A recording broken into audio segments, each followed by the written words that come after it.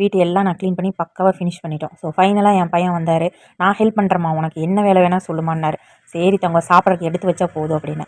அப்படியா ஓகேம்மா நான் பண்ணுறேன்னு சொல்லிட்டு நான் எனக்கு ஹெல்ப் பண்ண ஆரம்பிச்சிட்டான். என் பையன் பொறுத்தளவுக்கு ரொம்ப ரொம்ப நல்ல பையன். நான் என்ன வேலை செஞ்சாலும் நான் எதுவுமே சொல்லாமையே செய்வான். நான் என்னென்ன பண்ணுறேன்னு நல்லா பார்ப்பான். அதை பர்ஃபெக்டாக பண்ணுவான். துணி மடிக்கிறேன்னா அவனுக்கு உட்காந்து துணி மடிக்க ஆரம்பிச்சிருவான். காய்கறி கட் பண்ணால் நான் கட் பண்ணுறேன்னு ஊறியாடுவான். ஆனால் கத்தி பட்டுருன்னு சொல்லிட்டு நான் கொடுக்க மாட்டேன்.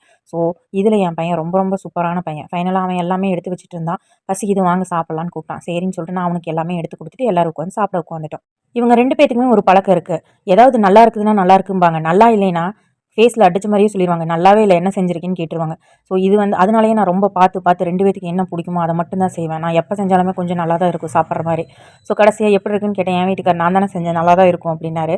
அப்போ என் பையன் சாப்பிட்டு பார்த்துட்டு எப்பவுமே அவன் தான் சொல்லுவான் சூப்பராக இருக்குமா அப்படிமா. ஸோ மனசு ரொம்ப குளிர்ச்சியாக இருந்துச்சு. ஃபைனலாக அப்படி விளையாண்டுட்டு அப்படி படுத்து தூங்கிட்டோம். இந்த விளாக் இதோட முடிஞ்சுது. பிடிச்சிருந்தா லைக் பண்ணிக்கிங்க.